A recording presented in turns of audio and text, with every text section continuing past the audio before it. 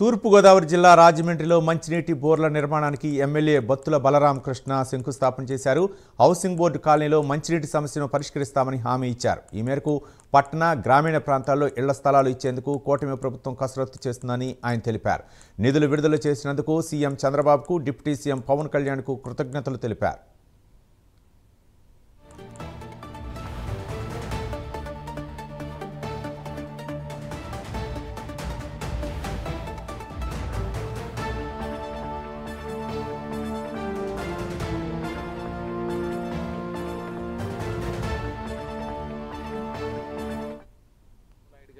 అదేవిధంగా ఉప ముఖ్యమంత్రి వర్యులు శ్రీ కొణిదెల పవన్ కళ్యాణ్ గారిని ఈ యొక్క రాజానగరం నియోజకవర్గంలో పడుతున్నటువంటి తాగునీరు కోసం పడుతున్న ఇబ్బందుల గురించి వారికి రిప్రజెంటేషన్ ఇవ్వడం జరిగింది.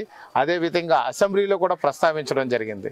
అసెంబ్లీలో ప్రస్తావించుతూ గోదావరి పక్కన ఉన్న గొంతెండిపోతుంది, ఇక్కడ తాగునీరు లేక అనే విషయం మీద అసెంబ్లీలో ప్రస్తావించి అదే విషయాన్ని రిప్రజెంటేషన్ రూపంలో గౌరవ ముఖ్యమంత్రి నారా చంద్రబాబు నాయుడు గారికి కూడా ఇవ్వడం జరిగింది. ఉప ముఖ్యమంత్రి వర్యులు శ్రీ కొణిదెల పవన్ కళ్యాణ్ గారికి కూడా ఇవ్వడం జరిగింది.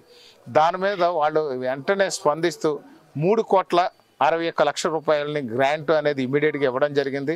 ఎక్కడైతే అవసరాలు ఉన్నాయో, తాగునీరుకి ఇబ్బందులు ఉన్నాయో అక్కడన్నీ కూడా పరిష్కరించుకొని కంప్లీట్ చేయమన్నారు. తాగునీరు ఇబ్బంది పడకుండా ఉండే విధంగా చర్యలు తీసుకోమని చెప్పి 3,61,00,000 రూపాయలు సింగిల్ విజిట్లో ఒక్కసారి వెళ్ళి రిప్రజెంటేషన్ ఇస్తే ముఖ్యమంత్రి గారికి, ఈ యొక్క ఉప ముఖ్యమంత్రి గారికి రిప్రజెంటేషన్ ఇచ్చిన వెంటనే 3,61,00,000 రూపాయలు శాంక్షన్ ఇవ్వడం జరిగింది.